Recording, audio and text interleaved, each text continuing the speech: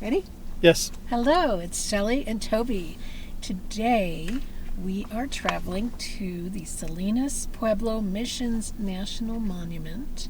We're going to be driving past Mountainair, past the MANZANO Mountains, and checking out the missions and the visitors centers. There are 3 locations of the Salinas Pueblo Missions National Monument. The first one that we're going to go by and we're going to see first is Quarai. Then we'll go to their headquarters. From there, we'll go to the headquarters in Mountainair. And from there, we'll go to the mission in Abo, which is further south and southeast? South. And that will be the end of the trip. So the trip is basically between Tijeras, where we are now, and the Abo mission, but we'll see one other mission. There is a third mission called Gran Quivera, and it's a little bit out of the way. It's further south and I'm confusing my directions here. South and east, right? Yeah. So it's south and east. So we're not going to go there today because it puts us way off our track. Right. So this is good. The ones that we're visiting are going to be on a continuation track of a loop that we're going to start in Tijeras and end up back home. To the west of us is the ESTANCIA Valley. And what's great about the ESTANCIA Valley is at one time, prehistorically, it was a lake. It had collected water. The water dried and it left salt deposits. And as the Native Americans, the Puebloans, moved into the area, they're primarily Puebloans and Tiwa, speaking the Tiwa language, moved into the area. They used to collect the salt, gather the salt, and trade it with other Pueblos for other things like pottery and blankets and hides and things like that. And we'll be passing by the MANZANO Mountains and the town of MANZANO, apparently. Yeah, we do go through MANZANO. And MANZANO means apple, and apparently some people had planted apple trees. So when the settlers found this town, there was already apple trees growing, so that's why they called it MANZANO. And they don't know who planted the trees. That's what's the funny part about it, is they have no idea. Must have been Johnny Appleseed. You know what? I used to say that. But we are doing this based on this book called Scenic Driving New Mexico, and there's a drive-in here called Salinas Pueblo Missions National Monument, and it actually is where it suggested that you go down to Gran Quivera, but we're not going to go all that way because it would add so much extra time to our travel. We're already driving 2 hours each way, so that's going to be enough driving for today. Yeah. We're going to try to get some drone footage because the weather's not too bad. The breeze hopefully won't pick up too much. There's a little breezy right now, but not too bad. And it's going to be a good day. Tomorrow they're expecting really horrendous weather, so we want to make sure we get it all done today.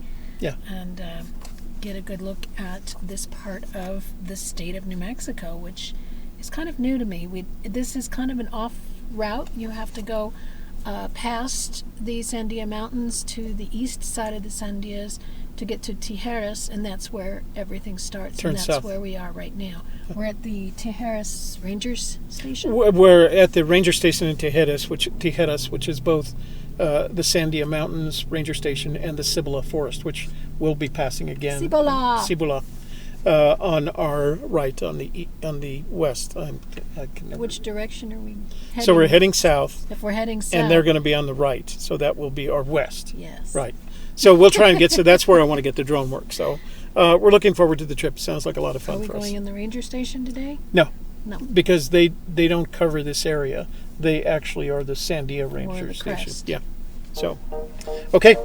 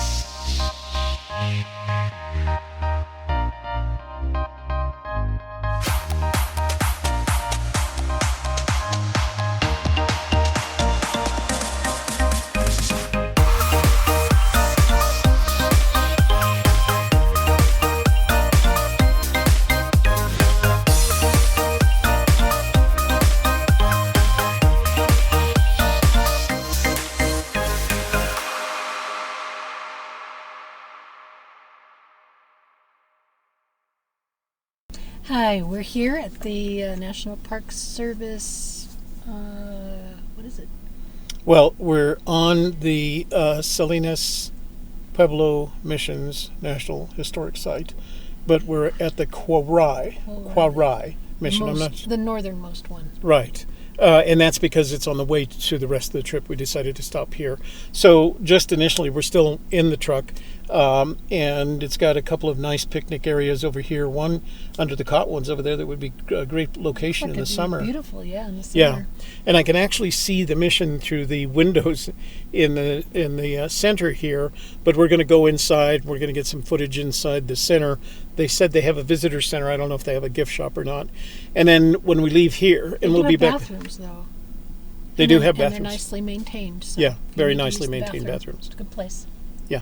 This is the nicest building in the whole area. It's a nice Pueblo-looking building. Looks like Pueblo it's, style. You know, fairly new. Yeah.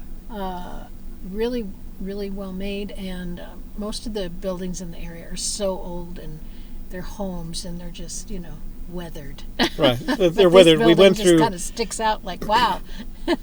You may see some in the time lapse, but we went through several small towns, and they're old Spanish towns that were, at one time pueblos, and they're not anywhere near industry or commerce.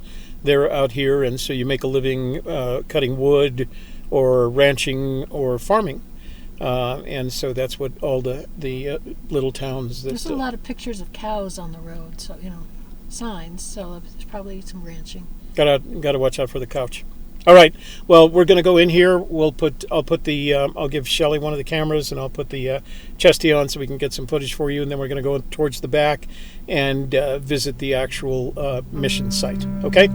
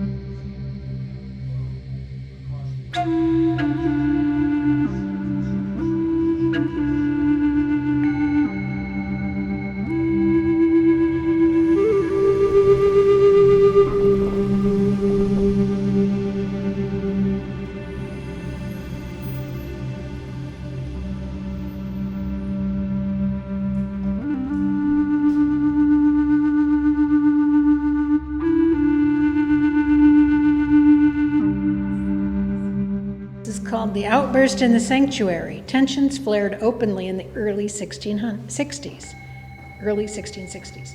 One Sunday, Fray Nicolas de Freitas was preaching about the supreme role of God and instructing the Indians on their numerous duties to the church.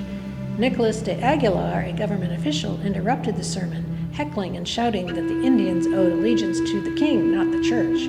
This confrontation, witnessed by many Pueblo people, occurred as the Indians were struggling to maintain their way of life, despite drought, disease, famine, Apache raids, and forced labor required by both churchmen and colonists. The constant friction between the friars and colonial officials may have revealed weaknesses, encouraging the Pueblos to consider rebellion.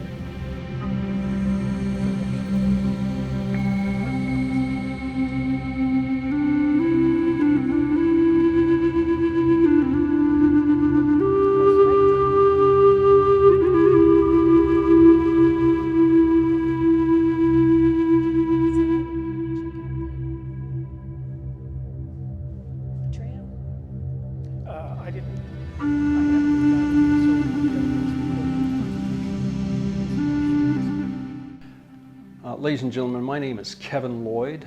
I am a park guide here at the Salinas Pueblo Missions National Monument, and I've been here for a little bit over a year. Salinas Pueblo Missions National Monument is unique in the fact that we have 4 standing examples of original 17th century Spanish mission architecture, which is very rare in the United States for that time period. There are also two other examples at the AGUA Pueblo, Esteban del Rey, and then also the San Jose church at Jemez Pueblo.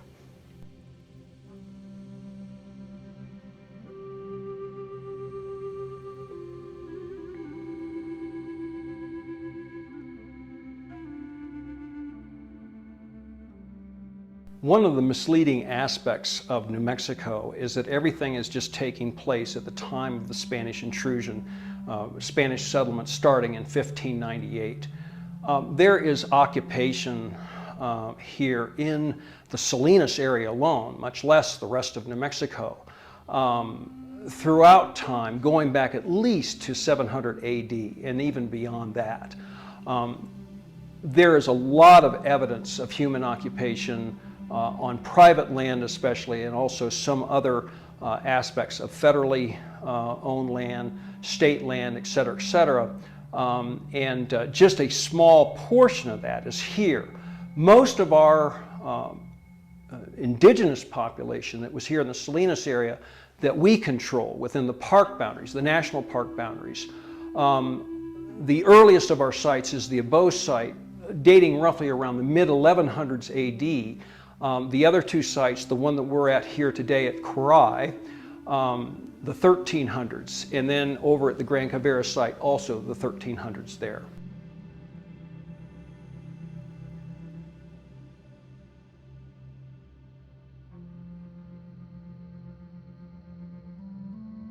Quarai is interesting because, as I always like to tell it, it's our garden spot. Of course, in the summer, in the heat of summer, you have these large cottonwood trees that right now are devoid of leaves because, of course, this is the winter season. But it's a great area for people to be able to get a picnic. And then in the fall, these cottonwoods just come alive with brilliant color, primarily yellow, but we also have the shrubs here, the algerita bushes and the sumac, and so you'll get glimpses of a little bit of red. We're in close conjunction to the MANZANO mountains, and people can, we're only about, roughly about 7 miles from the MANZANO State Park for camping and those kinds of things. So it's really a nice draw any time of the year, even in the dead of winter. We've got a wonderful winter day today, but even when there's snowfall and people can get here, it's just a nice walk. We have the additional mile-long trail that goes off on the backside of our normal paved trail here, and so if people are able to, they can take that primitive trail and just kind of get away from the maddening crowd a little bit.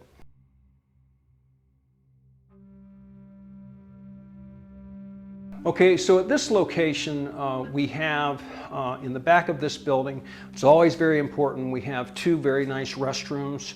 Across the way, the breezeway here that separates the museum from the visitor center, we have a nice museum here at Quarai that focuses on 17th century Spanish church and civil administration, and then also a little bit about the Tiwa-speaking Pueblo Indian population that thrived here, maybe upwards of about 400 to 600 souls at that time, throughout time. And then we do have a parking lot. We do have an overflow lot just at the top of the hill here that is really good for larger vehicles. We're kind of confined here. We only have really one, maybe two spots where recreation vehicles can park here in the lower lot, but there's plenty of room at the extra lot up at the top. Yeah, so the picnic area is, from this building, is just to the south behind me. It's an expanded picnic area. There are about 6 picnic tables, and then one just right out the back door here. You can also utilize that, but most people use the one further down behind me down the hill simply because there's a lot more room, and you have a lot more shade there, right underneath the cottonwood tree.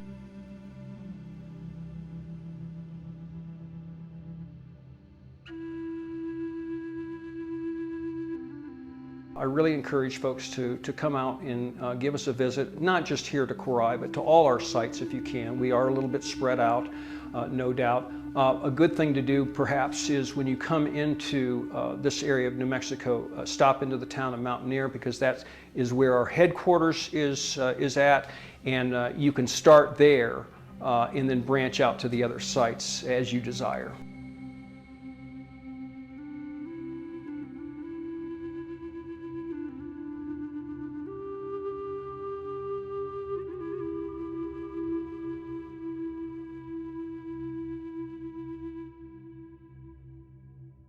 You still get a very good sense of the Pueblo buildings in conjunction with the mission, but obviously the mission, I should say missions at all our sites tend to stand out because they're so much larger than life, and you have a more tangible aspect to see on a consistent basis. And they were massive, and the reason they lasted as long is because they were built much sturdier, and they also were younger in comparison to the Pueblo villages.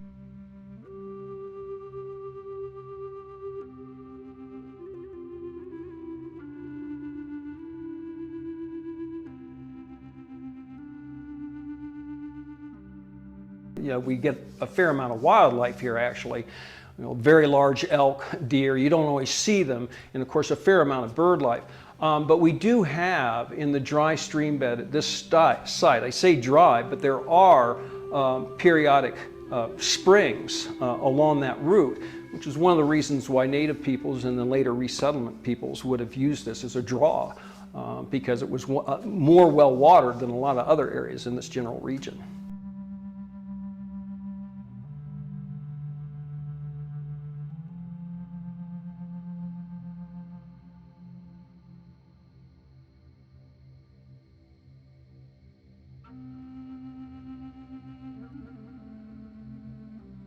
Okay, so we just visited the Salinas Pueblo mission, the first one farthest to the north, which is called Quarai, and we interviewed the ranger, Kevin Lloyd, and walked around and saw the mission and the Pueblo mounds. I walked the trail most of the way. There's a real pretty little bridge down there, and it would be a beautiful place for photographs in the fall, rest of the year. Mm-hmm, Winter, winter not so much. But the rest of the year, yeah, real pretty pictures, picturesque. So a couple of things, and I may have said this already, but they have great restrooms. There's a very nice picnic area under some cottonwood trees that, as Shelley said, spring, summer, fall would be much better. It's a very nice facility. They've got a small gift shop, a visitor center with a gift shop. They have a very informative museum across the breezeway. It's not a big one, but it is very informative and puts into perspective the relationship between the Pueblans who were here first, the arrival of the Spanish, the building of the church, and the convento, because it's not just a church. The walls are 5 feet thick, and they go out of the church and into the rest of the other buildings and rooms that are associated with it. So it's a beautiful site, and it's well preserved. There are indications of Pueblo in here, but they've been excavated and covered back up. So they're mounds now, and they do that so that they can protect them. Right now, we're headed down to Mountainair, which is where the mission's headquarters is for all three facilities. And I think we're going to stop and get some lunch. You ready for lunch? I am. Yeah. And then we'll head for Abo, which is the last one. And I'm hoping to get a time lapse there because you guys got to see these turquoise blue skies are just amazing. And I'm hoping that down in that direction, the drone footage would be better. We did have a look at the ESTANCIA Valley, but it was just a little bit of it as we look through the mountains. Nice drive through the mountains, as you guys will see in the time lapse. And before I forget, Quarai is a Tiwa word, which means a gathering of the bears. Oh, that's right. Gathering of the bears. That's Yeah. what Kevin told me, but we forgot to get that in the interview, so I wanted to make note of that. And we're down in the foothills of the MANZANO Mountains, and there are black bears up there. The black bear is the New Mexico state mammal. But he mentioned that he sees all kinds of wildlife here, from deer to elk to indications of black bear. Black bear, of course, are like other bears. They tend to avoid humans. But it's a great location. I'm not going to say that if you only had one location to get to, go to this one, because we haven't seen the other two. And they're not that far away. So Right. do all three. Yeah, if you could do all three in one day. Yeah. If you started early in the morning and then planned. And in the summer, when you have many more hours of daylight, it would be much better. And you could do all four in the summer. Yeah. Yeah. Yeah, including the headquarters. Yeah. Right now, sunset for us is at 4:55. So, but we got to get it done because we got a show to do this week. Okay. We better go. All right. On our way to Mountainair. Well, we just left Quarai. We're on our way to Mountainair, and we saw this really cute little pull-off with a gazebo made out of stone. And Toby is... It's a tombstone. Oh. Toby found a tombstone over there. And there's a windmill over here, water tower. It's like a little water spot there. So maybe it's like a little cemetery, or I'm not quite sure. Anyway, he's going to get the drone out and do a fly around so you can see the MANZANOs over there, the Estancia Valley over there, the MESA JUMANOS MESA, something like that. What's it called? I saw it on here. MESA JUMANOS. MESA JUMANOS. JUMANAS. MESA JUMANOS. So he's going to do a drone shot of the area before we get too far away from the MANZANOs. And then we'll be back on our way to Mountainair. Sometimes you just gotta be spontaneous and stop and see what's what. Who knows if we'll ever pass this way again, and gotta get it while the getting's good. So that's all we got. That's all I got. What else? That's all I got. I'll see you in Mountainair.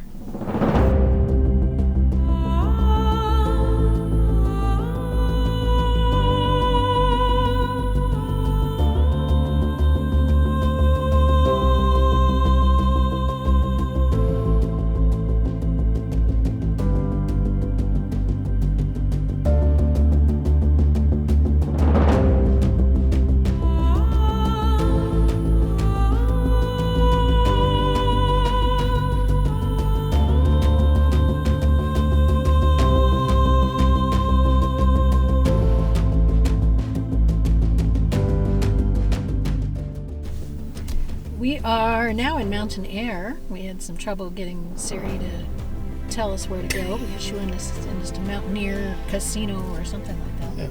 Yeah. But we're here now, and it's a cute little building. Kind of looks like it was a storefront at one point in time. The National Park Service took it over. And behind us was this cool mural. I'll get a shot of the mural. Yeah. What else?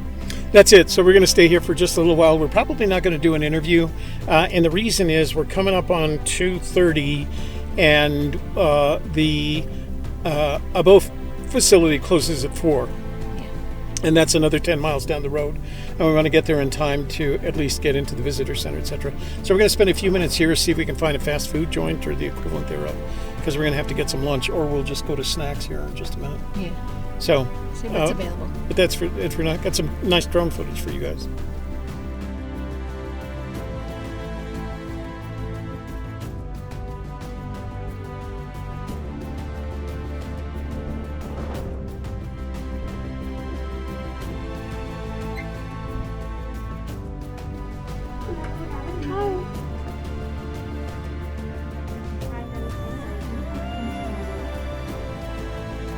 Does your video just keep playing, or? It's supposed to play. Oh, okay. We have people watching right now, but Okay. we'll be done in a few minutes.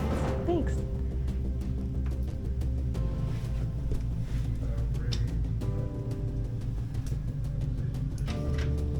Let me know if you have any questions, or if I can help you find anything. Do you carry the challenge coins?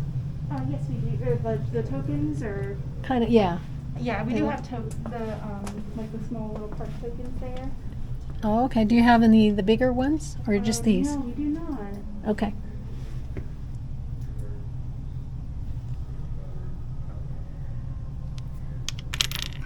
That sounds interesting. I'll have to look into that. Well, the national parks carry them, and they're about the size of a 50-cent piece. Interesting. And you can, put them in a display case. Mhm. So we always ask them. I'll have to look into that. Yeah.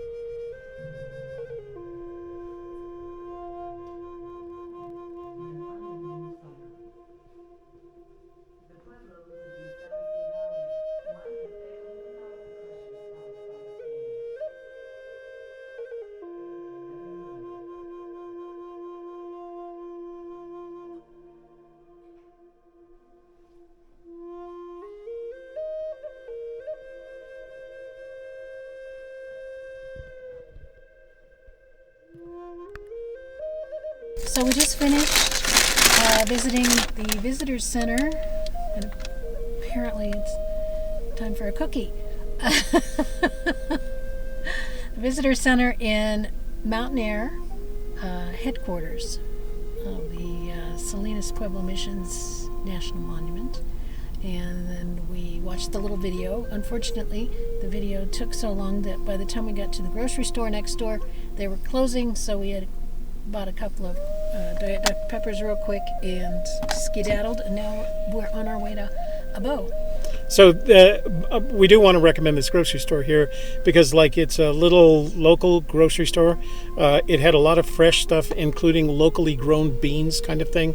And they did have a deli in the back, but they had she said they had just closed. And I thought she was talking about the deli. What they meant was they were closing the store at 3 o'clock. It's Sunday, so I guess that could be expected. They do offer a brunch if you're there earlier. Yeah, yeah, they do. A brunch at the grocery store. That's really the only place to eat in this tiny town. Yeah, so I don't want to knock them because they had to close, but we did get some oatmeal raisin cookies and a couple of sodas.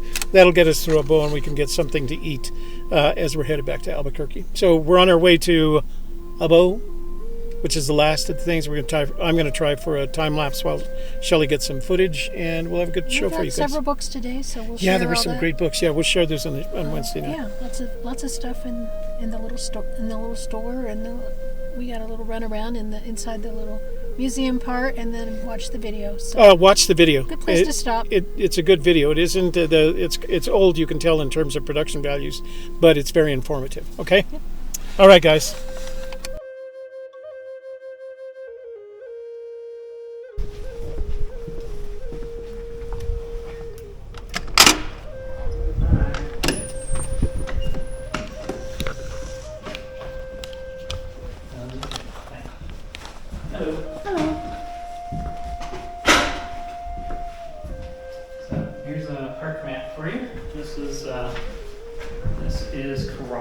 Quarai is, or no, it's not. This is Abo. I'm used to working it. Yeah. So this is Abo. Abo is the easternmost of the three mission ruins to visit in the area. Mm-hmm. There's also Quarai. Quarai is going to be a 30-minute drive north of here. I don't know if you've been there yet. Mm-hmm. There's also a visitor center in Mountainair, which is right where 55 and the 60 intersect. That's got a museum and a museum and a 20-minute movie to watch about the Puebloan people. And then 50-minute drive south of here, There's Gran Quivira. That's the nicest site in my mind because it's got 2 churches, the smaller chapel San Isidro, the larger mission ruin of San Buenaventura, and then a fully excavated pueblo for you to see. Everything will be closing at 4 p.m. though, so you might not have enough time to get down there before we close, but it would be a good visit on another trip. Okay. Yeah, there's a nice little half-mile trail here. Takes you out to the mission ruin, then you'll see where the native peoples gathered for water, and then you'll see the resettlement structures from the Spanish. So there's cattle ranchers who came here in the 1800s. All right. Cool. Thank you. Welcome.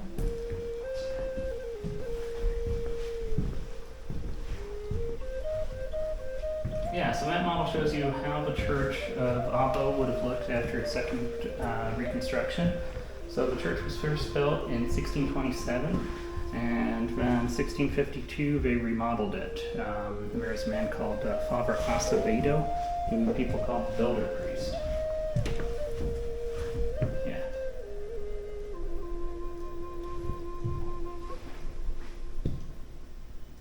Hello, my name is Christopher Arndt. I'm a park guide at Salinas Pueblo Missions National Monuments.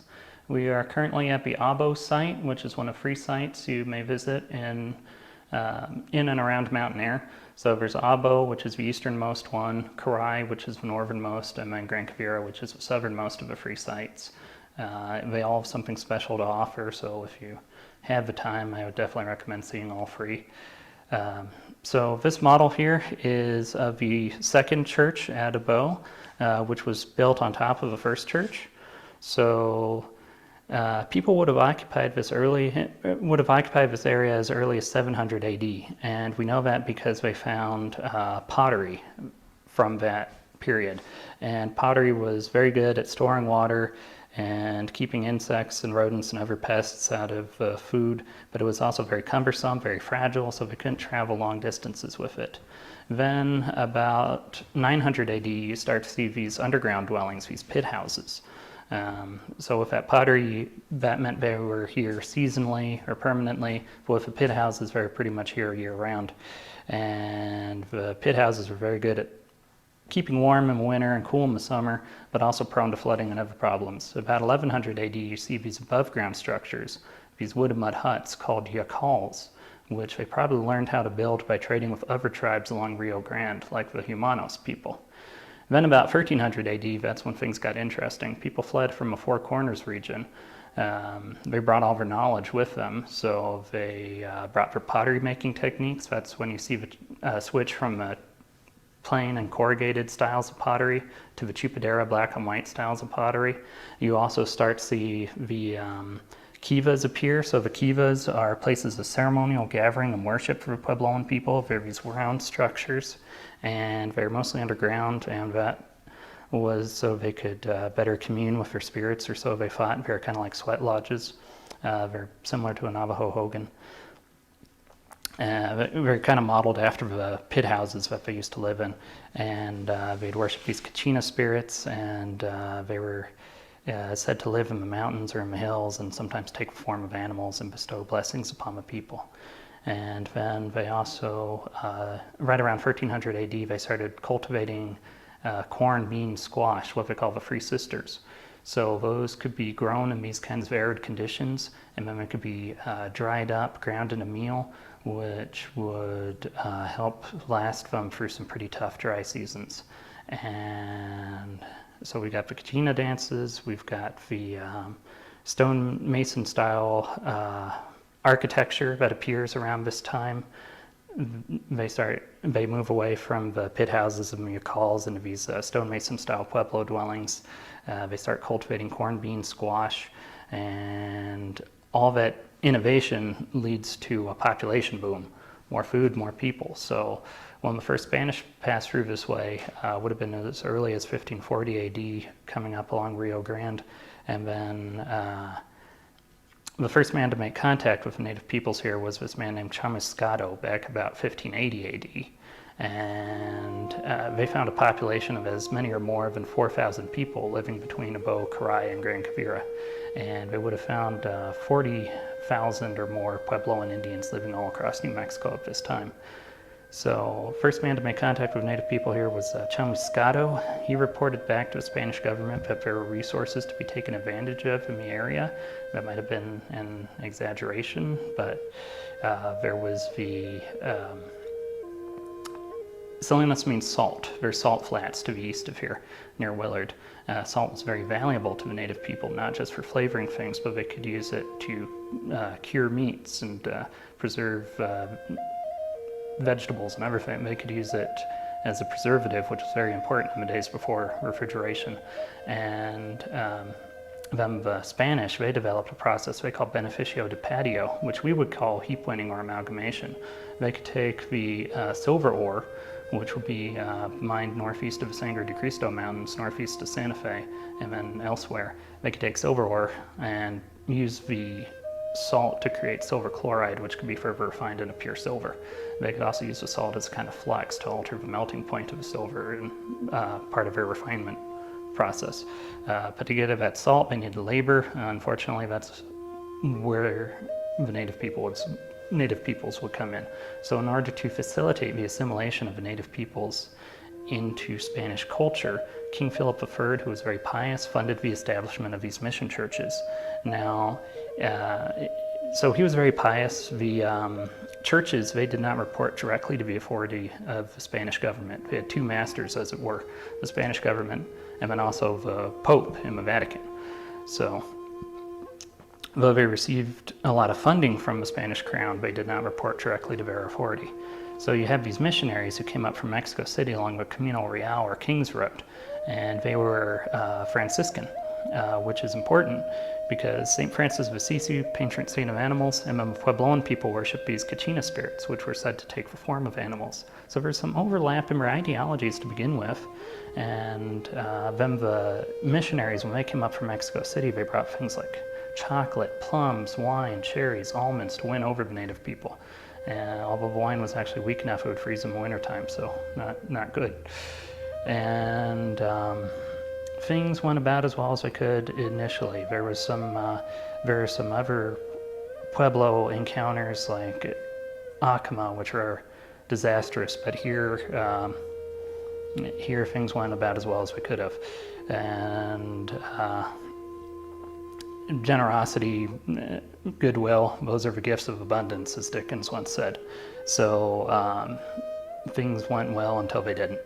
So the Spanish government, they established what was called the encomienda system. Under the encomienda system, you had the encomenderos.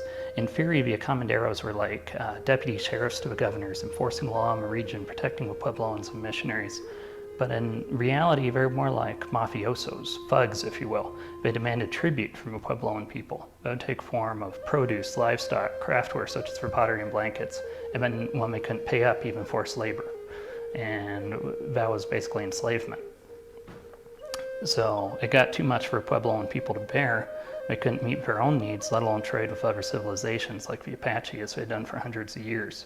That led to a lot of tension between the Puebloan people, the missionaries who wanted to convert them, and then the Spanish government who saw them as a resource to be exploited. As the Spanish government demanded more from the Puebloan people, so did the church, who saw their power threatened. All that tension came to a head right around 1660. A drought would hit this area, which would last for more than 10 years.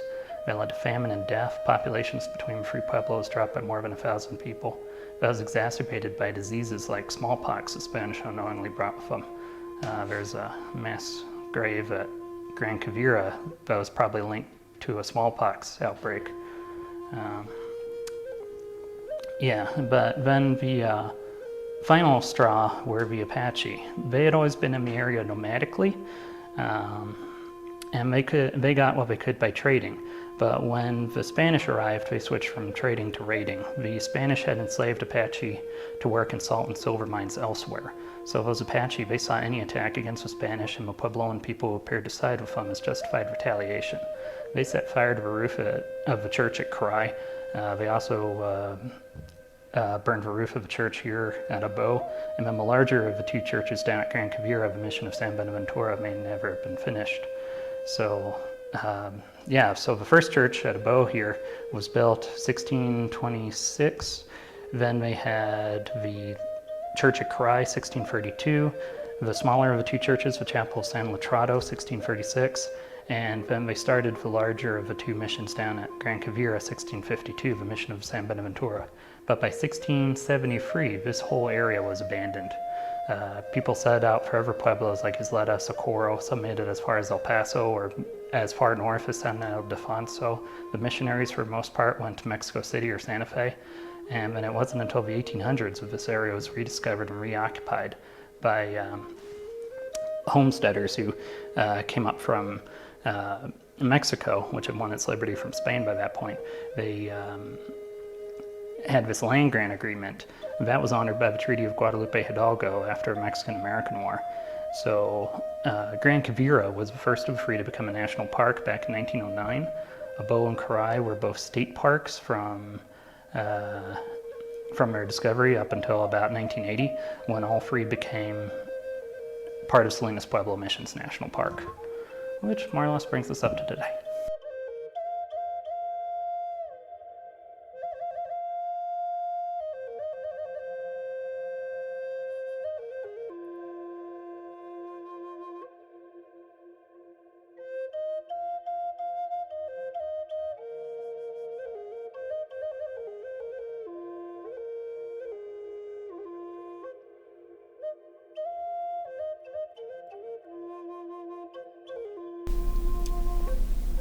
Well, we finished for the day. We just finished up at Abo, and Toby got another great interview, bought another book, and I walked around with the video camera and got some footage of the mission church. And we got a... in the Kiva, which was cool. And, Oh, did you get a shot of the Kiva? Well, yeah. But it was good. dark, so I don't know how much Yeah, it was it's going all to right. show. As long as it's good. And then walked around and showed the different outbuildings. And we got a time lapse. And got a time lapse, yeah.